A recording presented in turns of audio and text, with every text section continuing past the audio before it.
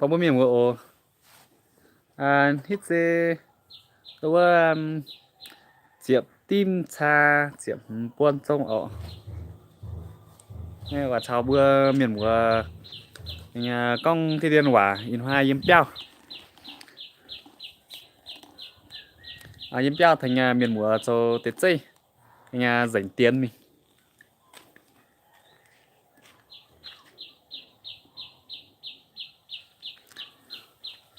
dành đó tiền tải mình trong chào yếm béo mắc hè cho hoa nhãn thế nào này quả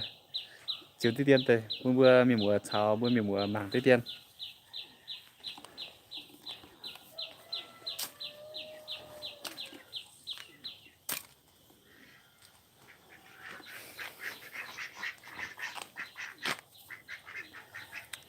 căn sinh là in hai yếm béo cho công con nó mày tiền thế nào anh hít mày tiền tè tôi chỗ mất tụ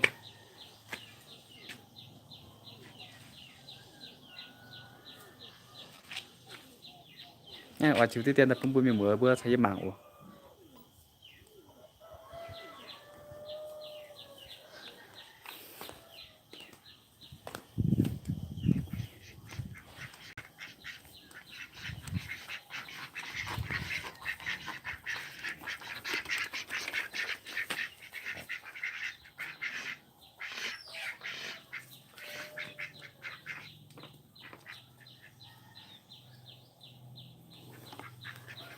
đã lao xuống mày tiền này hả tăng tảng nha xíu tụ mình hiện duẩn đâu bằng khá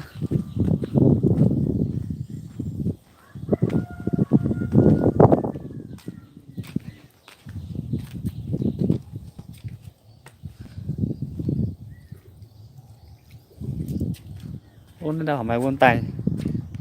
đau đau cả nha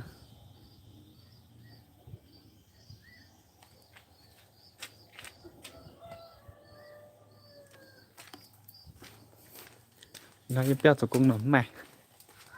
nó mày tiền tè giống bền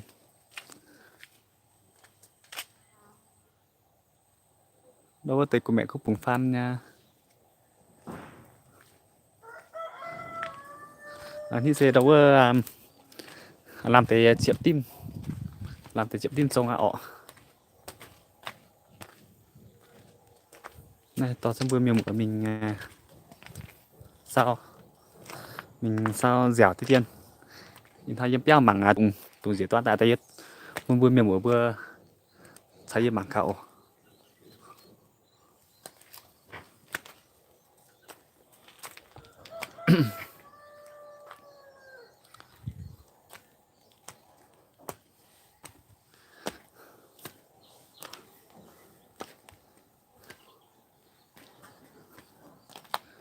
nhìn hai dành tiền mất cái mày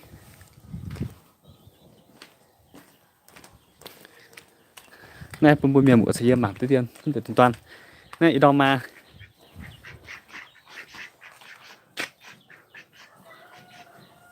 đang ở nhà mình nhá mình ở Lai Châu ở trên vùng cao cơ đây hôm nay nhà đây em cho mọi người xem một chút về cảnh ở trên vùng cao sáng nay 5 giờ cái con lợn nái nhà em đẻ được 11 con cơ này em như biết này gì đom đâu gì đom nhìn chăng gì tại gì tôi chưa biết tao thì tôi tham hẳn nhỉ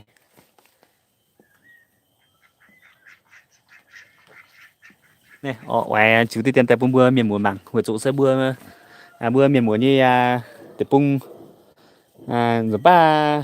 đó mà ủy tụi nhé nó bưa hiểu mấy cảnh túc bật chiến này tụi toàn yêu ai chiếu tây tiên bữa miền bữa mảng này tùng toàn thằng nó tế ở nít đi ở nít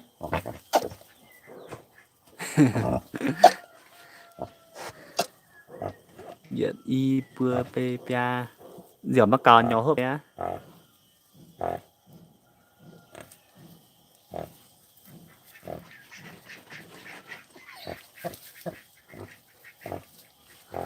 có bé nó đỏ giờ xe đâu có giao khâu ở giao khâu em đâu có nay lai châu chúng can xin nó sẽ giờ xe đó chúng thuộc đâu có nhánh dao đỏ can xin đâu có tàu tiến sĩ nó vừa nghiên cứu viện ở viện nghiên cứu dân tộc học sẽ bữa con bữa nay sẽ đó thuộc nhánh dao đỏ nó quân như vừa cả như vừa tự nhận sẽ như vừa sẽ đâu có giao khâu như vừa cả tự nhận giao khâu tại hang tổng vừa giờ tổ pháo xây vừa sẽ như vừa sẽ thuộc hiện nhánh dao đỏ với tụ như vừa đo xin như vừa như lùi quan mày trên đâu có thể đôi quê xí xị nhỉ lùi quan quê quan tại xí xị nhỉ sẽ nếu bữa con này sẽ thuận nhánh dao đỏ nó quân như vừa này như vừa miền dâm này nằm lặng vừa dâm này nó quyển vừa càn vừa nhận sẽ như vừa giao khâu cái càn nó nhánh khác nó con càn sẽ điểm nó vừa nghiên cứu tại nó sẽ vừa như phong tục tập quán nó thay khai sẽ thăng đó đâu có thể miền xị nó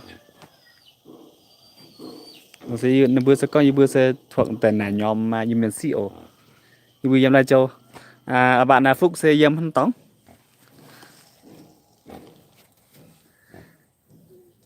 đây các anh chị 11 con cơ mà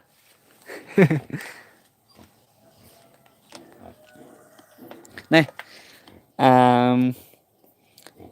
Tùng Diệt Toan sắp bữa tụi mày ăn nom nay sáng chi ở đây mà thì chín dây mà thì nhàn nhàn dây này mà thì chín dây ăn thế này bác cạn gì sẽ bác cạn sẽ ăn nhiều miếng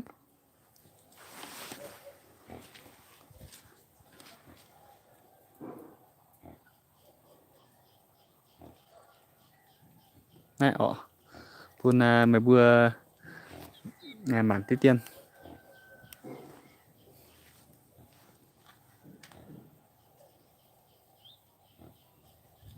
dao đỏ như bữa nay giờ mà mày nhỉ như bữa nay giờ mày đâu có yêu miền xị giờ mày yêu miền chịu lo thầy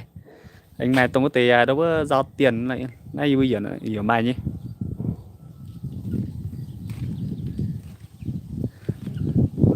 này mày vừa chỉ cho quý giấy tổng có đâu phúc như tổng nên non chỉ hiểu quy nha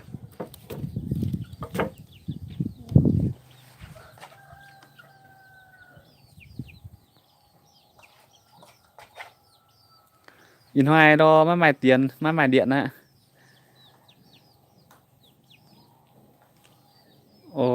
nó bữa công quả chung phiến hang nhỉ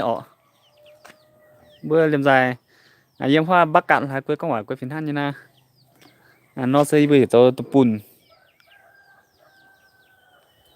nom che Phúc dưới chứ chăng mảng như video p bạn thằng cả sang nó ấy nó nom xe bẻ cấp mà nó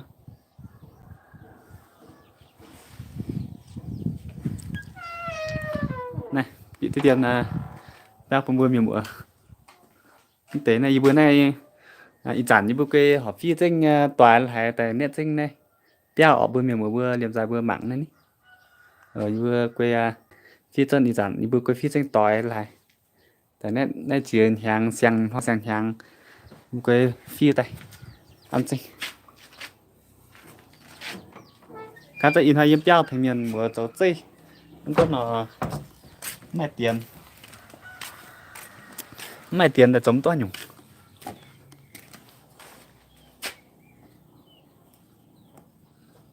nhưng mà tao chân bữa miền mùa mình Chỉ mình sao dẻo tí tiền ổ. Sao dẻo nên bút tổng. Nên ông sẽ tung gồ tại tại quần tung uy tung quá.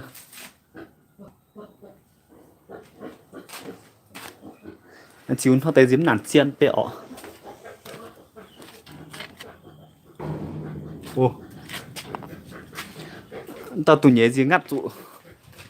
Ngắt tụ tung toàn bệ. Như bằng khá.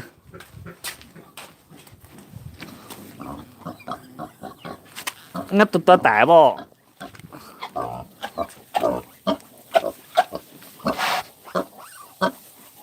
Kêu ép thì ép thì à.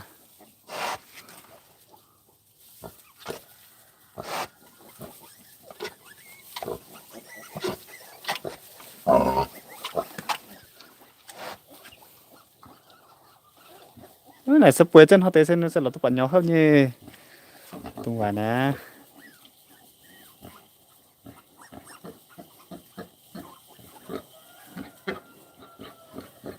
À mày đâu có chiếp giết tao ồ. À Phúc ồ.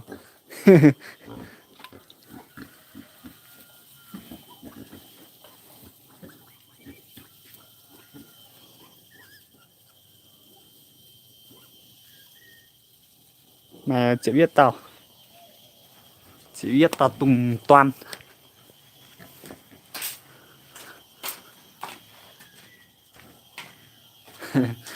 Mày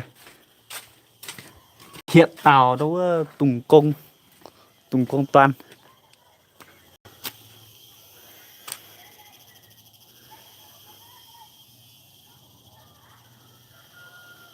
Này pháo tới tiền đã bẻ gang ọ. Này vừa này bẻ gang xong nó tế mà. Này. Giao vô này bẻ gang vô đâu. Và chụp tí tiền. Tùng file. Tùng live file. Tùng... Bữa nhê ổ. Bữa nhê đâu có yêu miền như Tùng ha.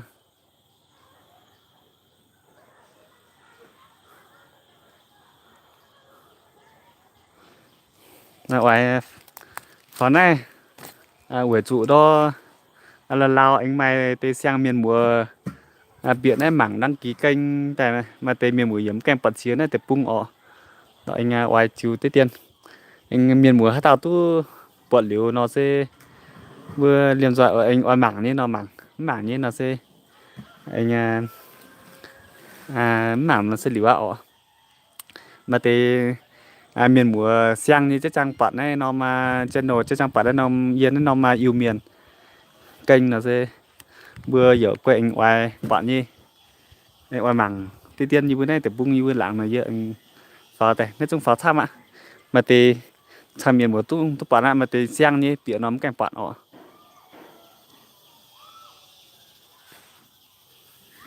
không mình xa văn bản ở Lào Cai mình ở Lai Châu mà mình cách thành phố khoảng 54 cây số.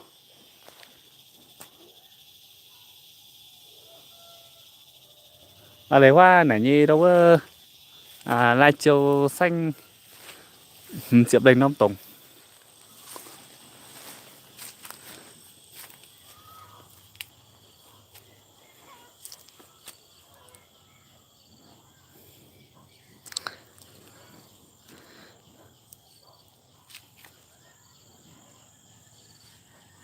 Nơi hoàn toàn chiều căn tranh tiểu văn bản lên này cô hảo Phúc đâu văn bản sử dụng hoa Lào Cai xanh bơ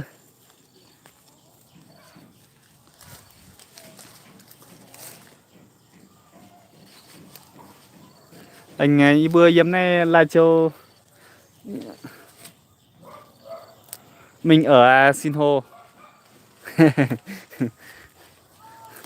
Cho anh ở là gì cái chỗ mà mình ở ấy chỗ mình ở là ở Sinh Hồ mình ở thị trấn Sinh Hồ và vào trong bản yếm của nhện làng mà ngay bún vừa mảng thế thì bữa làng của ý bữa này yếm bông như yếm thang như tòng tại khai chỉ trong hắn ní hoa hoa nòng sẽ làm cái yết ở bữa miền bạn ai xem này ờ nhìn thấy bữa nay mẹ tiền là dành tiền tiền tải mình đâu mày tiểu đia nó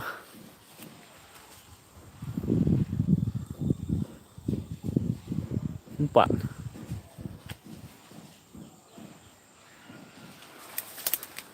ổn đây lọ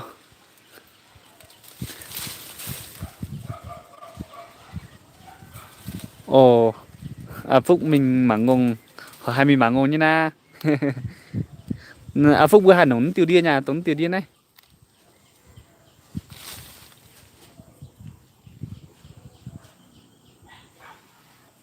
đi bữa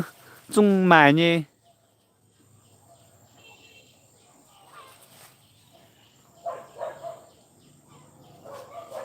mà nhớ có in hai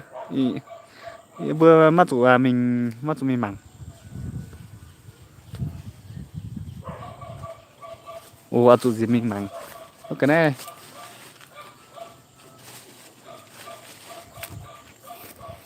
nó tùng dẻ toan tay cầm dịa tăng đâu có cung ngạn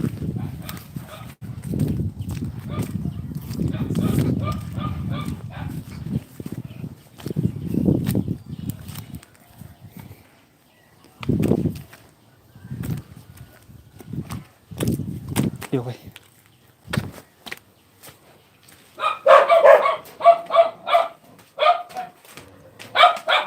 ồ tia yêu mà các bạn tia pun buat tải đó mình y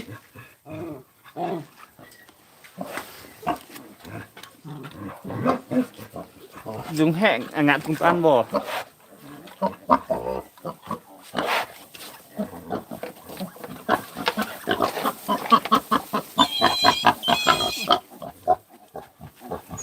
sao tụi tụi toàn lô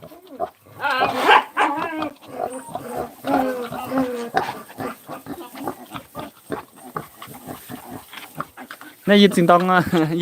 กล้องจริงนี่นะPhúc ơi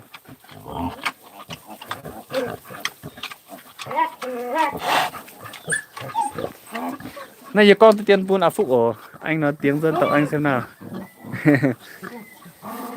tao sẽ tùng tùng nhé tao sẽ tùng nhé tại sẽ tùng toan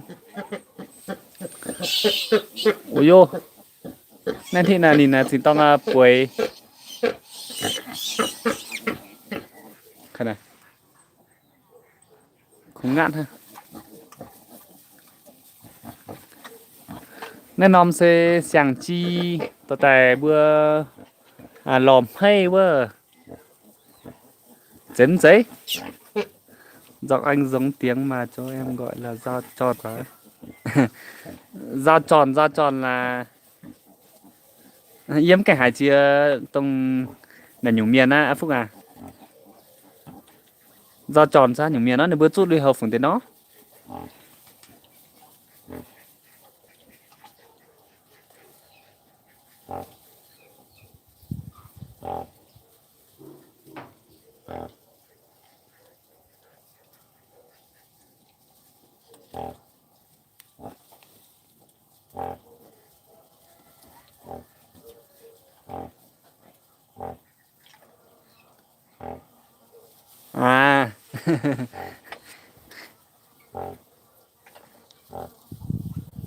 dao đỏ nhưng bữa nay bữa nay có mày miền xí như con bữa con hỏa tại họ bữa con hỏa tại họ mắt hăng thì bữa hoa dao đỏ sẽ làm bởi những hoa lai châu hoa lào cai hoa tham họ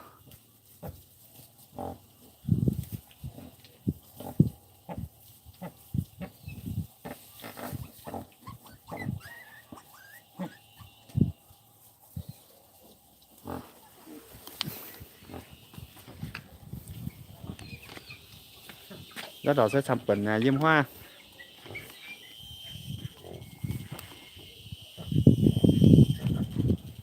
Này.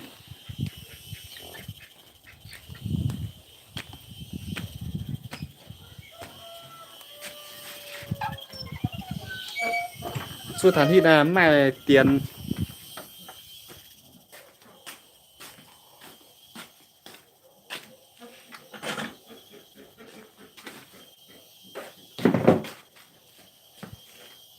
tiền Xuân Mậu Tuần.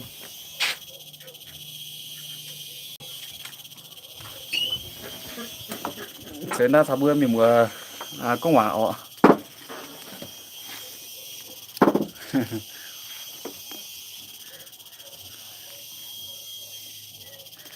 Ý hai Phúc mình mảng ngông ở anh mày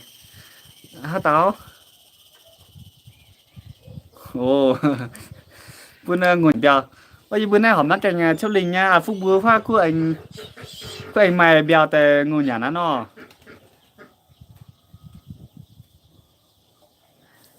Này bữa nay chiều tới tiên phun Phúc mảng ổi bữa nay hỏng mắt cảnh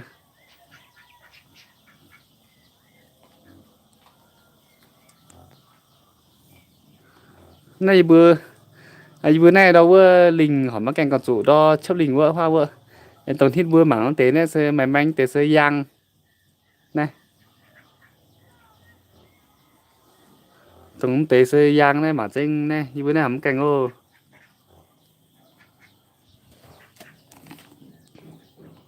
Ồ. Cho y vụ ọ. Bữa nay bữa cho tôi yết chun ha. Cho tôi yết chun. Tên hít là cho yếm này bữa như phê là tháo bết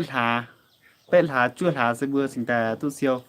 Xuất liệu nói bữa nay mà cho mà tu y chun. Xuất liệu bữa choáng liu bèo nó sẽ bữa anh choáng đâu đoài bữa choáng chung choáng tu nhé. Bữa choáng đâu dạng bữa có dạng in đoài đâu quá.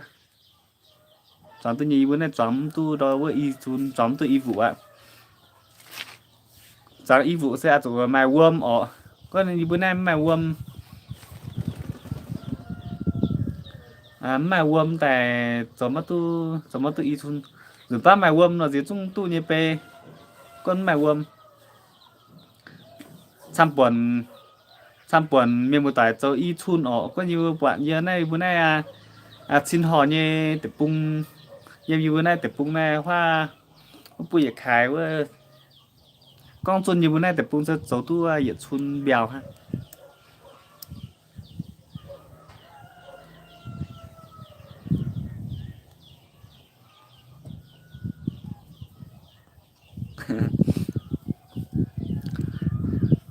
Trong tập trung trung tu như này bữa nay sẽ tập chào đoài bữa trung trong tập trung trong quân bữa trong tay bữa cái càn nhàn hắn sẽ trong tay đó bữa mải nhàn lọ bữa trong tay bữa cái càn nhàn hát tàu oai nhàn hát tàu oai trong sẽ trong ha sẽ mất sẽ quê tỉnh lọมันsẽ thang bẻ tòng nọ bữa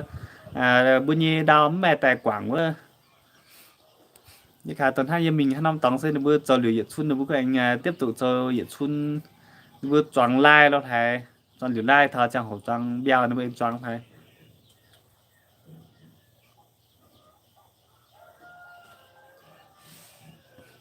bộ nó sẽ choáng cho tiếp bộ thì ý chán như bữa nay yếm như bữa nay nôm láng nó mày miền choáng chỗ hang ý chán này ý chán choáng choáng này tiếp bộ tập bữa hiểu cho tiếp bộ tập bữa tập bộ ồ phúc bữa nay tập bung hiểu cho tập bộ ở bữa hiểu cho tiếp bộ Việt Nam tiếp bung mày Việt nhung hiểu hắn nhiều hiểu chung của nó hiểu chung nhỏ như nọ bữa hiểu tại bữa quê liềm dài bữa xuất mình bữa con quả là chung liềm dài chung bán tới hiu tu nhẹ ọ 이번 날 이번 논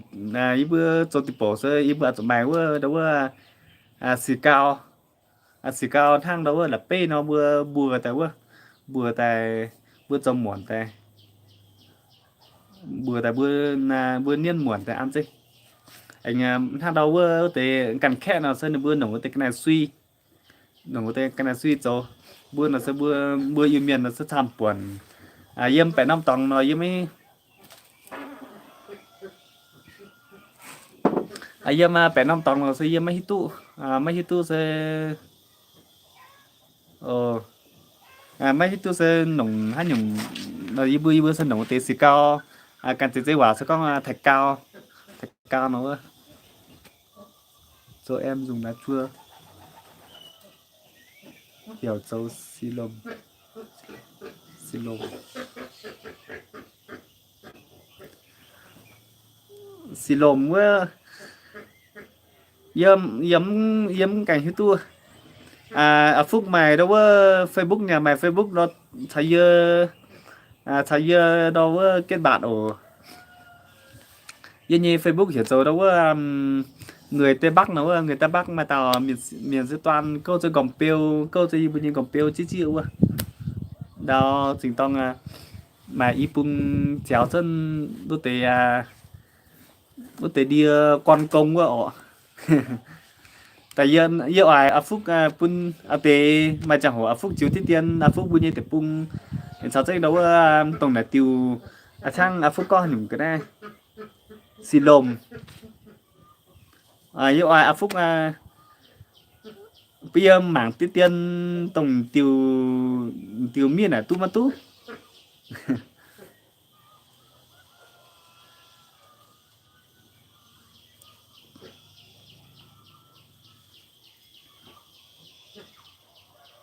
ngoài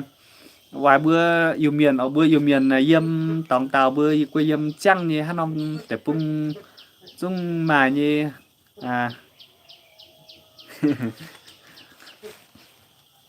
hắn ông để pung hắn ông cua dung mà bữa yêu miền yếm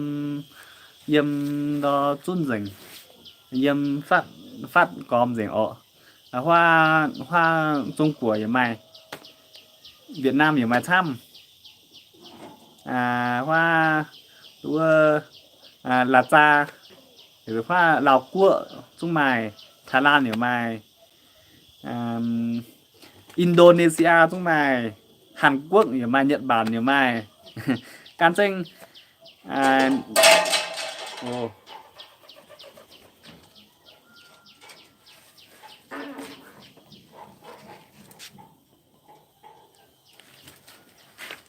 hắn được cái này bị béo ô ta chú xe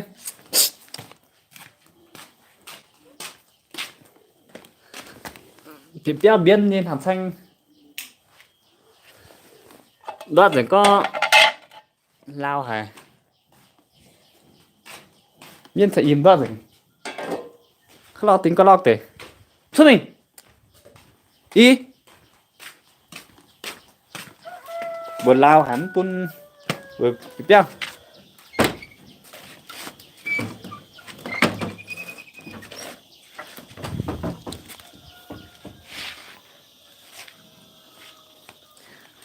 có quả mắc cành có quả mắc cành sớt ọ chắc là chờ trình tông chờ phúc công có quả tộc cu của vậy tổng này kênh YouTube này chung mà tham nhận mùa nó bơi hát năm tập cũng chung bạn là mà nhiều nó bơi quê anh cháu Facebook thang ôi chìa trong cò ôi chìa vui là Trung Quốc nó Trung Quốc nó sẽ là bữa ôi chìa Trung Quốc nó bữa mắt đồng Facebook với mắt bạn nó bữa mắt bạn nó bữa vào Facebook mắt bạn vào Facebook là chung anh mắt bạn tham này YouTube mắt bạn nó bữa yêu mới chìa yêu miền như mới chìa Trung Quốc nó bữa mảng ôi chìa trong cò ôi chìa bữa yếm bọn mày yếm đâu yếm Đài Loan không Đài Loan chờ hoa ý phân ở bây giờ cho Nhật Bản nó bữa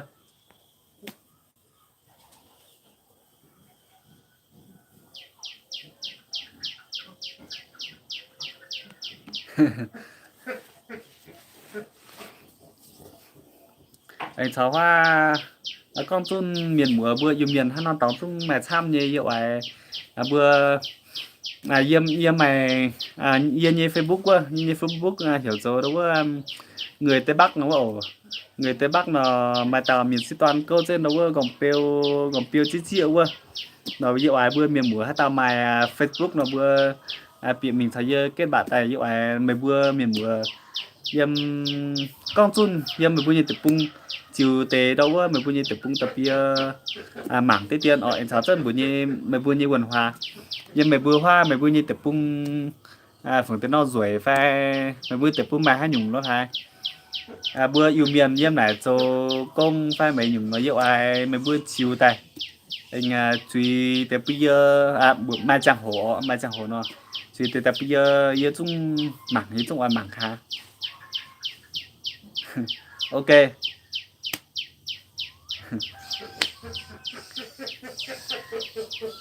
dụ ai mày vừa chiều ta vừa liềm dài vừa lỏ túc bạn ước chẳng vừa yêu miền như cao ọ việc khai ước chẳng liềm dài vừa chẳng tuy nhiên nó mà quan suất tài chẳng thì nó quan suất tài bởi phun tài nên phun mình dàn tài ha cho mà việc khai em mới chẳng là em mới chưa trong của chưa vừa dỉa tài phun dàn tài ha ngoài mảng em này đầu vừa mạng xã hội ọ thế mình có hiểu mạng xã hội này mạng xã hội tham như mạng xã hội YouTube tham hit gì to yếm này YouTube này ọ hiểu mà miền tham này thông lùng đi hát tàu chung tu bọn nhé ngoài ấy sao đó mạng xã hội Facebook là vừa lõm nàng bạn buổi chiều sẽ Facebook là hát tàu lỏ hát tàu nó sẽ vừa bạn ha thì sao rất là lỏ nó vừa yếm bạn nên có thằng yếm này YouTube như nó sẽ vừa chú ý hay những phán này YouTube nó sẽ vừa lỏ nó hiểu bạn họ và thứ ba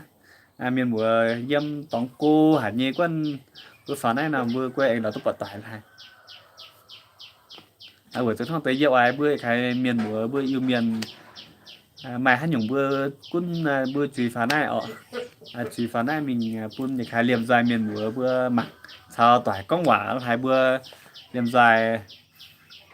hiện bữa làn hộ làn như quả ọ chứ có nè con hát nhung cô sao chứ con quả chứ bữa nay bữa có con quả em mày tới tập phúc bữa nay tập trung ra phúc bữa sẽ con vả tham tiêu tham nông tông hiện nông tông lên con quân là sẽ khai bữa chung liền dài con tại bữa chung là mảng tôi hiu tôi nhỉ bữa chung mà tôi chiến tự nhỉ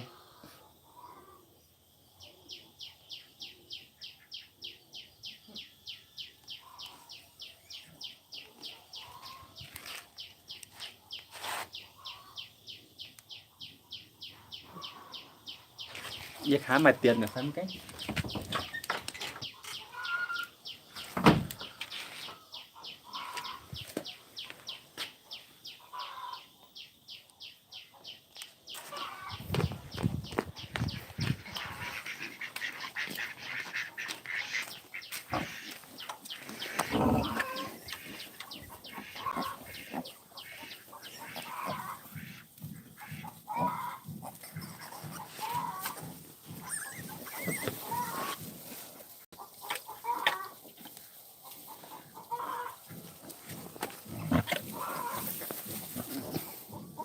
bản qua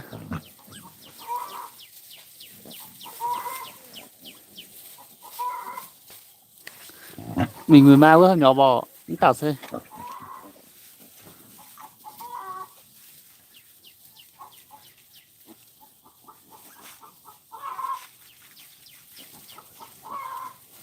hiện y pưa pe pia cụ sửa hiện đùa ô mày tao y pưa pe pia cụ sửa hiện đùa chậm sẽ tao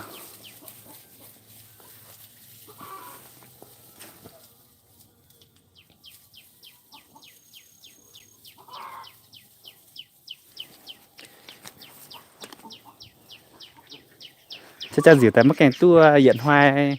tháng chưa được 1 ngày tuổi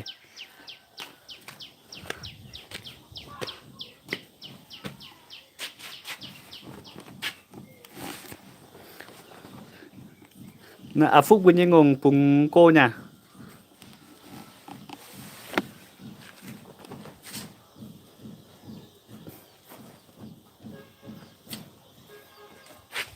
In hai bữa nay chung yêu ở.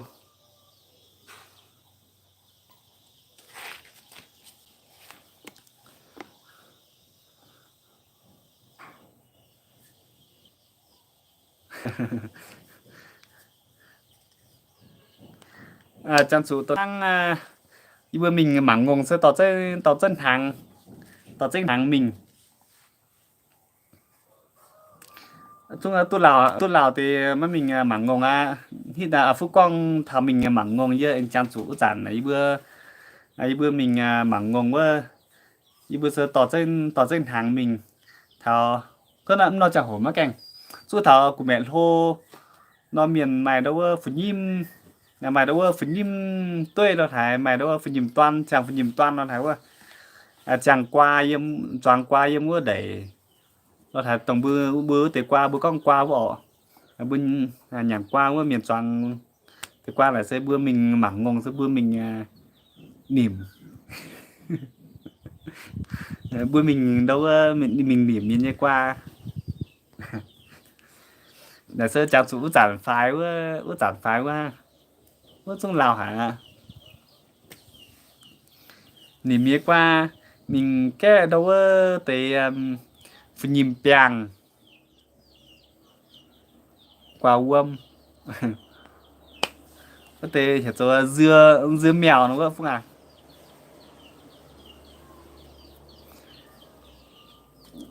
cái đó phải nhìn sao phải nhìn bèng tại vừa em vừa ấp vừa tỏi những năm xanh sao tiền dao ờ anh mày uông là sao mình mảng hắn năm tòng mày uông có thò nhìn mắt lại lớp mắt nản lại lớp nó sẽ vừa cho uông tại mình nó bắt tòng sẽ chơi ngồi giữa hay cho chủ cho tại cho tại cho chẳng chủ Lào hả ô Lào hả ý chả là mắt mảng ngông ý chả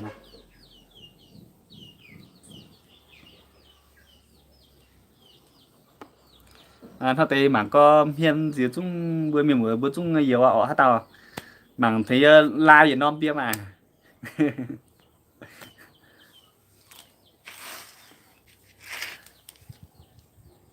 yêu bữa khuyên hiểu cho qua yêu bữa khuyên hiểu cho qua ha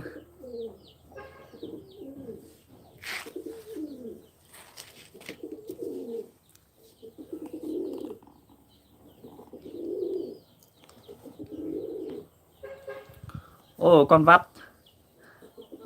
à phúc bữa nhi tòng phải nói hiểu như bữa nay nom tòng nên nom làng nó mà con vắt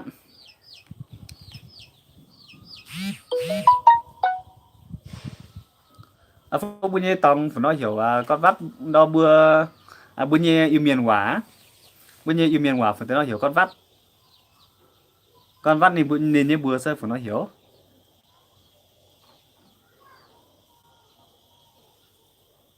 hiểu cho piêm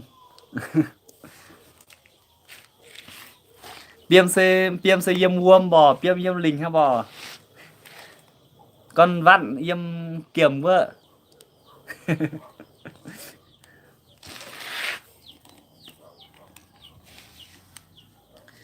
như bữa nay kiềm nó thắm mà ý chẳng nó mắc quả chốt phải năm tóm mình nó mày tham mơ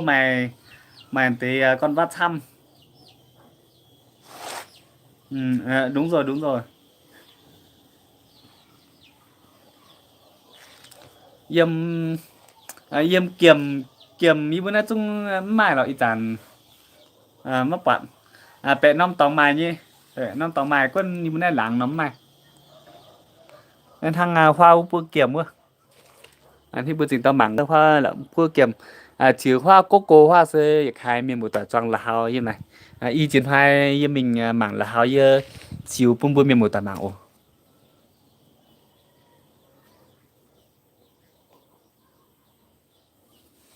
quân bữa mình kiểm sẽ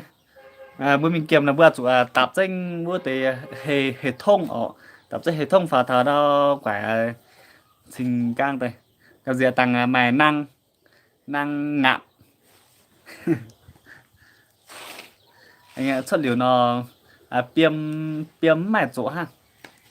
nó giản phải mình thấy hết mắc cảnh quả chia piêm như hoa kiềm ạ piêm sẽ yếm mua đâu mua lình yếm mua lình mài thăm mày non pa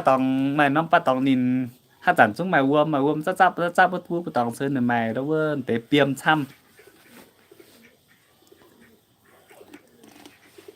piêm sẽ hát tàu cảm gì piêm sẽ mình cho mình chấp lình mình chấp lình sẽ ốm giờ nha mình hấp lình nhau chẳng hổ hò hấp lình sẽ thiếu mày liều ba lình mày uôm mày piêm thăm nó sẽ hát tàu cảm gì nó sẽ thiếu hình ồ mà hồng nó cái cản nhung ở như bữa sẽ tổng cái tế cái đó yếm piêm có thể yếm lình với gì vậy hiểu cho piêm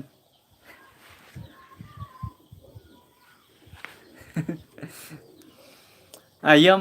kiểm mất bữa sẽ hiểu cho piêm manh ở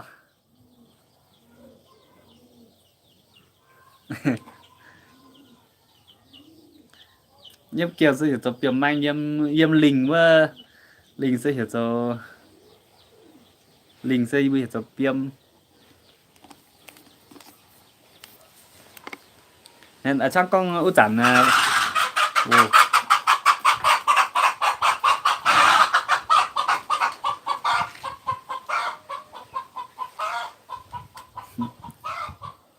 Chẳng phải mình hấp linh sẽ cảm giác piêm sẽ thiếu thiếu hình bật piêm sẽ cảm giác hình ảnh piêm piêm nén sẽ bữa sẽ nhau nhóm tụ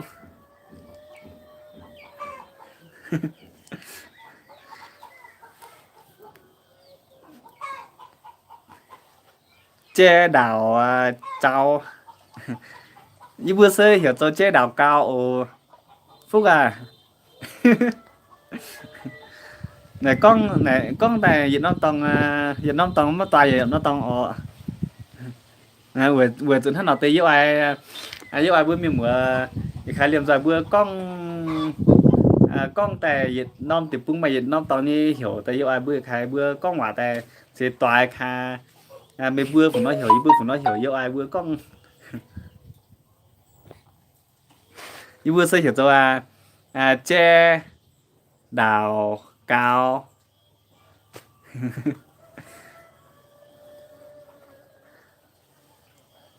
như bữa họ tự hiểu tại mày nó bắt tàu miền mùa nó vừa con nó này che họ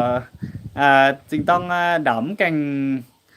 che họ đấm cành cao chắc chắn đỏ tu y nom pu nom hang khu có sơ che đảo cao á nó can chính nó sơ che đảo cao nó sinh tệ dễ chuẩn cái nào như bữa nay dù miền yếm như bữa nay nông tòng như nay làm thang này con tè phiêu tí tiền tham nông tòng sẽ miền sẽ con hang phúc bữa nó hang con che đạp chào che đạp chào nó sẽ dễ như bữa nó sẽ bữa con che đảo cao sẽ cha như con vợ mà tới miền bữa con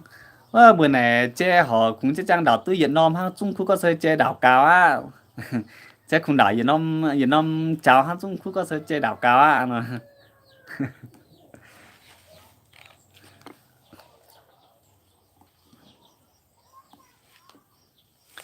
bữa giờ bữa yếm bữa nay để pung bữa con tè nó miền xịt tại chỗ ở anh có thảo anh có thảo yếm bữa nay bữa có sơ che đảo chào nó mà tại chỗ mà tại chỗ sẽ này sao nhung bữa yếm Việt Nam để pung bữa lệnh con mà hiện nhung quả con ọ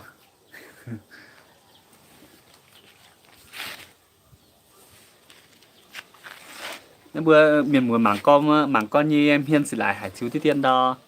tôi bữa miền mùa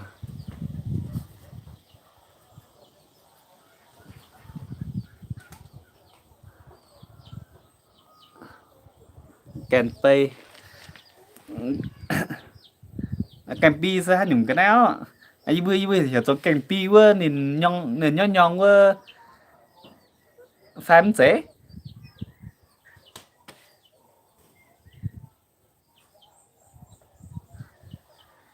à Ờ, con sông ngứa ai bữa hiểu cho đâu có kèn pi 이 bữa giờ kem pi nhìn xuất dân pi quá xuất pi chăm chăm quá mà giàu chăm chăm quá 이 bữa giờ kem pi ổ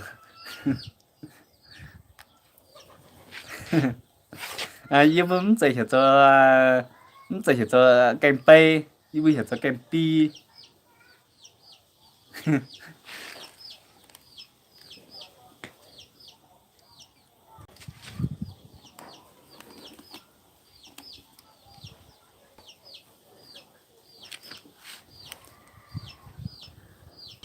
nên mảng con ông hiên xì lại hẹp bữa bữa mình muốn mảng tết tiên hoa cô tệ ổ này ổ như khám cái máy tiền xe tỏ tranh bữa mình sao dỉa cô tệ còn trước khi mình rồi mảng tết tăng cũng tế cái này giờ hết cung ngạn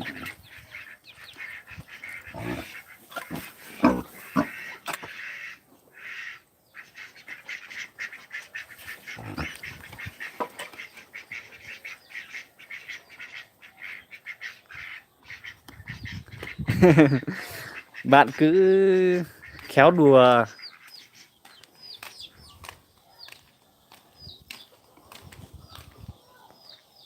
mà bạn Phúc sinh năm bao nhiêu nhỉ bạn Phúc tôi 19 tháng à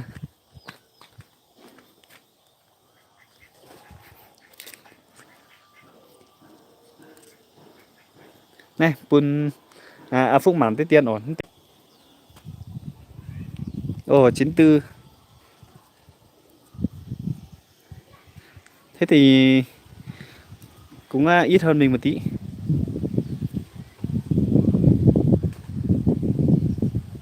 mình hơn 2 tuổi thế ở Phúc ở tốn tế này này bữa nay bữa hiểu tôi phí nhím này này ở tế này tốn tế bị tôi phí nhím tiểu nín tiểu xe bậc cao mà nè pun Phúc mảng tiên ở này tiểu xe biểu cao ở ba Phúc bao nhiêu tông thì cho biểu chào yêu hoa tè tiểu này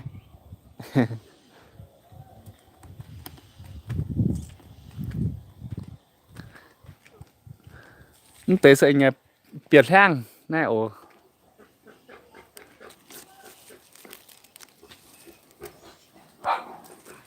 ô ô ồ này ổn tế sẽ biệt hang này nọ tế biệt hang nhà khu ảo này tế khu sẽ mình cô cái giếm mình cô tăng cái giếm được ngạn nên nôm sẽ biệt hàng toàn biệt hàng manh này này Phúc mình mảng ngùng giờ anh mình sao làm dẻo Phun Phúc mảng tiếp theo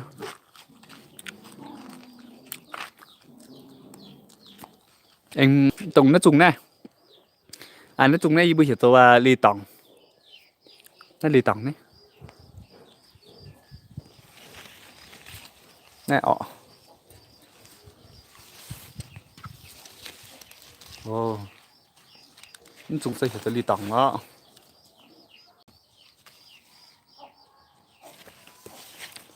chúng tiêu phái ha tiêu phái của nhìn chàng chăm nhìn kịt anh con trùng phun phúc mảng ổ quả lê đấy bà Phúc ơi. Quả cái quả đầu là quả mận,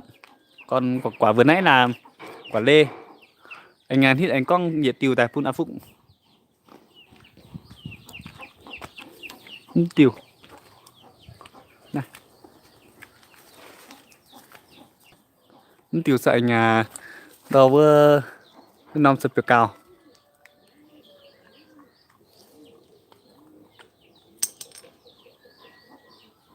mắm chiên ổn đấy tấm nó lọ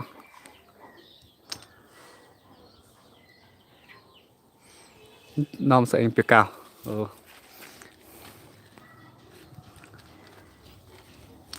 như bữa nay thì bữa chóng tu tầng này thì tiết Việt Hang tên nhì tiêu thì farm tiêu cao tế toàn chúng tế bua nhung chất liệu nó sẽ chóng làm tốt sắc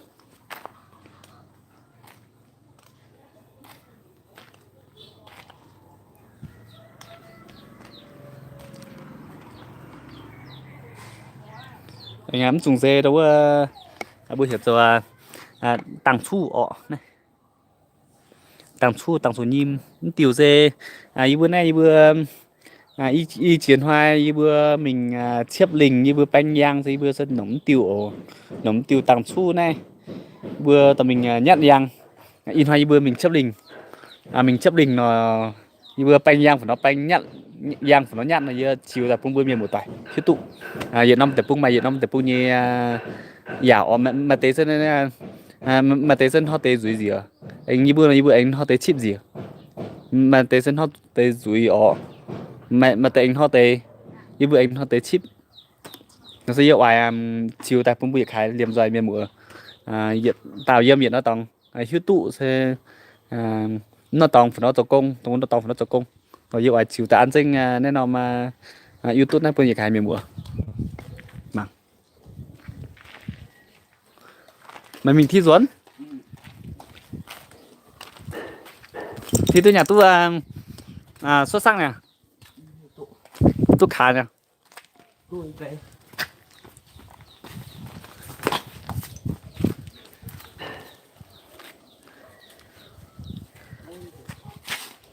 đểไปทำมากันอย่างอ่ะ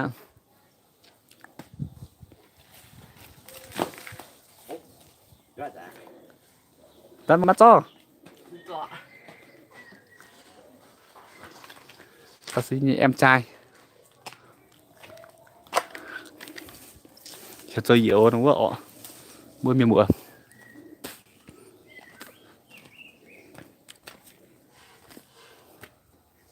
nên mình thi học kỳ rồi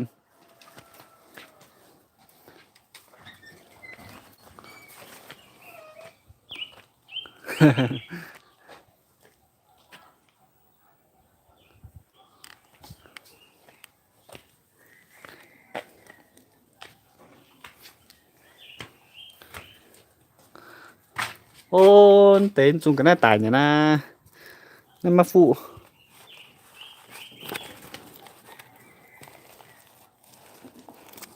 cái này là do khô quá tiểu này tiểu đâu dâu tây chỗ này là phụ ra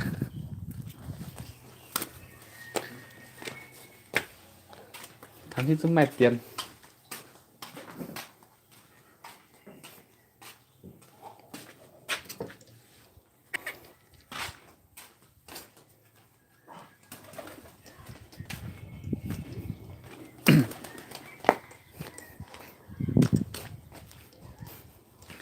bữa miền mùa tao cũng phải rảnh rỗi ọ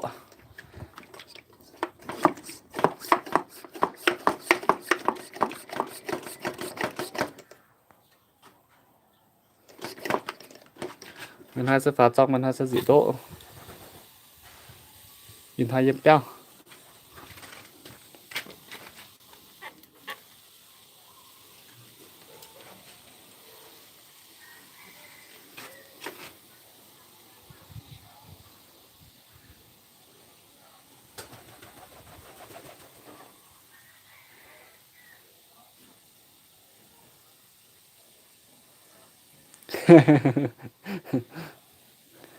Rồi, cảm ơn bạn Phúc nhá. Cảm ơn bạn rất là nhiều. Hôm nay được nói chuyện với bạn. Yên hoa tốt thọ Phúc có quả. Lại trình Phúc tham. Thì tình nhìn dùn anh sao Phúc có quả ổ. Đó phần kết bạn là YouTube. Rồi, cảm ơn bạn nhá. Mình muốn biết cái cái lá chua của bạn để mà mình làm cái đậu phụ ấy. Chứ còn không mình dùng cái thạch cao thì nó thật sự là nó rất là hại. Tại vì nó nét sẽ cao cho nó sẽ cao cho sẽ nhìn mà hai phút cho sẽ chuẩn nồng ha. Có thảo Phúc đó mày đâu Phúc bạn Phúc chiếu tu bây giờ bạn ở tế đâu Phúc bên này tế nòng suy nó chiếu tới tiền bây giờ mảng ồ tiền mảng tại tế hồ tại bữa mình có thấy bữa nay mà là bữa mình lọ tại bữa cho tiệp bầu nên mà khá sân nên phụng tới nó ồ bữa mắc cảnh YouTube bữa nó im miền mắc cảnh YouTube nồng này yếm nó nong tiệp bung mắc cảnh YouTube với tôi yếm phải nong tiệp bung là bữa nồng mà nồng quân như bữa nay tổng như bữa nay nong láng đấy mắc cảnh YouTube lọ cũng như bữa cũng dịch hai nồng xì cao ha nồng xì cao thì cho ta nên là sẽ bắt buộc bữa ăn nồng ha sẽ có thằng mày nhung đó cái này tại chỗ tôi bận nó sẽ bướm nồng Phúc có thò tăng Phúc truy tôi nó Phúc truy PM mảng khảo lãnh sinh đằng Phúc thăm thì nhìn dùng với anh màn anh có quả ọ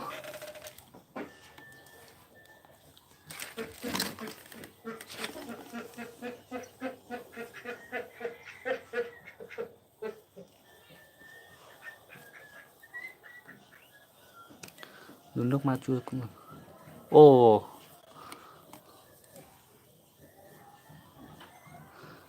rồi cảm ơn bạn nhá mình sẽ thử xem và mình sẽ đợi bạn rồi rất là cảm ơn bạn nhiều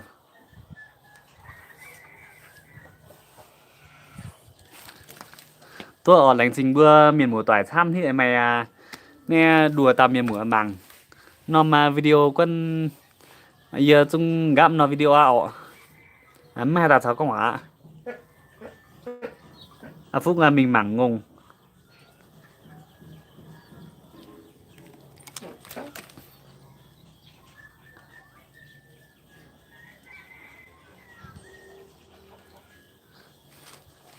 Phúc mình mảng ngùng hít chúng đâu có